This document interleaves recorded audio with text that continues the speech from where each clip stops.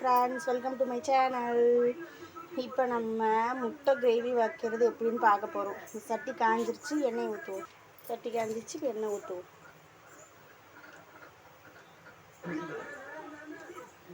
இப்போ எண்ணெய் காயட்டும். இப்போ சட்டி காஞ்சிருச்சு, இது போட்டு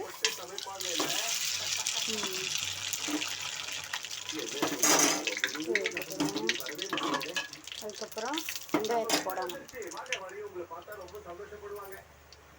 வெங்காயத்தை போட்டு வெங்காயம் வேகத்துக்கு வெயிட் பண்ணணும்.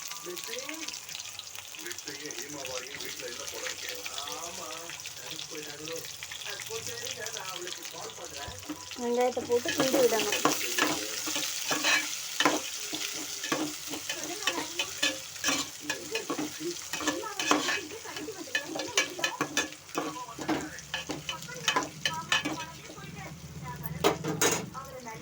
வேகிறதுக்காக கொஞ்சம் உப்பு போட்டுக்கிறோம், அப்போனா சீக்கிரமே வெங்காயம் வெந்துடும்.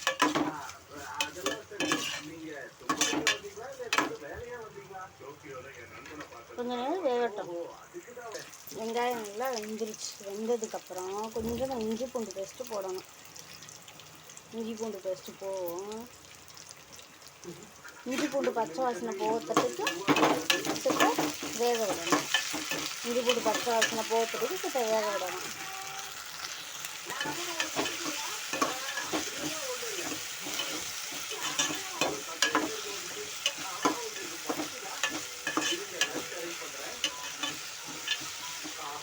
வெங்காயம் வெந்துருச்சு. இப்போ பச்சை மிளகா போடணும்.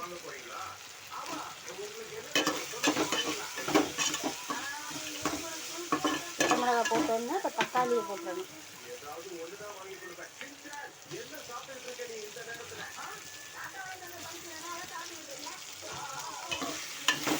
தக்காளி போட்டதுக்கப்புறம் ஒரு கிண்டி விட்டுட்டு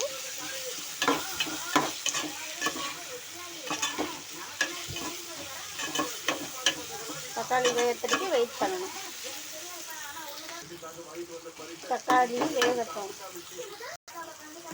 தக்காளி வெந்துருச்சு. இனி மசாலா பொருட்கள் சேர்ப்போம். சேர்ப்போமா? மஞ்சள் பொடி கொஞ்சமாக சேர்க்கணும். கொஞ்சம் கரம் மசாலா பொடி, அதுக்கப்புறம் கொஞ்சம் ஜீரகப்பொடி,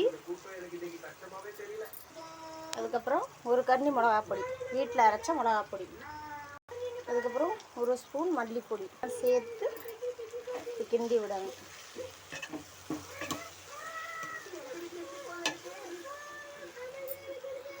இப்போது மசாலா எல்லாம் கலந்து ஒரு கிரேவி கன்சிஸ்டன்சி வந்துருச்சு. இப்போ நம்ம இதை சேர்த்து கொஞ்சம் தேவையான அளவு தண்ணி, இப்போ நம்மளுக்கு தேவையான அளவு தண்ணி ஊற்றிக்கணும்.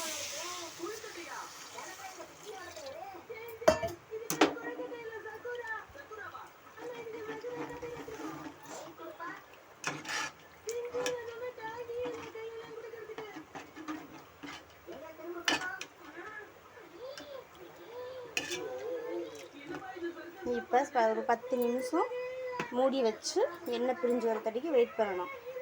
10 நிமிஷம் ஆயிடுச்சு. இப்போ குழம்ப திறந்து பார்ப்போம். இந்த அளவுக்கு வந்துருச்சு.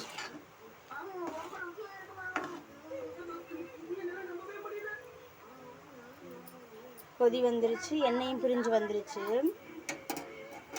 இப்போ முட்டையை பூரா உள்ளே சேர்த்துருவோம்.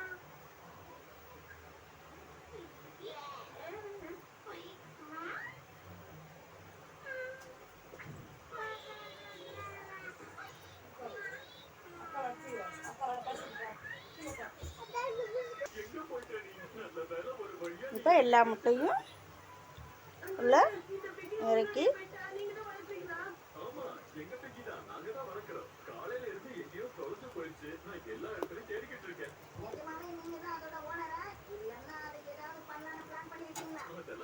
ஆறு முட்டை அவிச்சு சேர்த்துருக்கேன். 2 முட்டை உடச்சி ஊற்ற போகிறேன். ஹாய் ஃப்ரெண்ட்ஸ், இப்போ 2 முட்டையை உடச்சி சேர்த்துக்க போகிறேன்.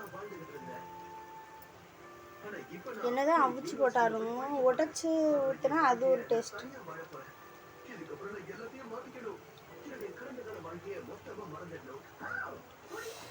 2 முட்டையை உடைச்சி சேர்த்துக்கிட்டோம். இப்போ உப்பு காணுதான்னு பார்த்துட்டு உப்பு சேர்த்துக்க வேண்டியதான்.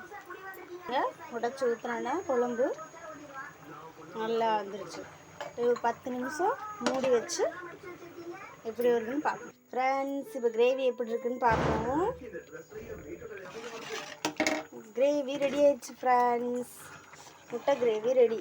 இது அப்படியே சாப்பாட்டுக்கு, சப்பாத்திக்கு, தோசைக்கு எல்லாத்துக்கும் ஊற்றி சாப்பிட்லாம். டேஸ்ட்டாக இருக்கும். ட்ரை பண்ணி பாருங்கள்.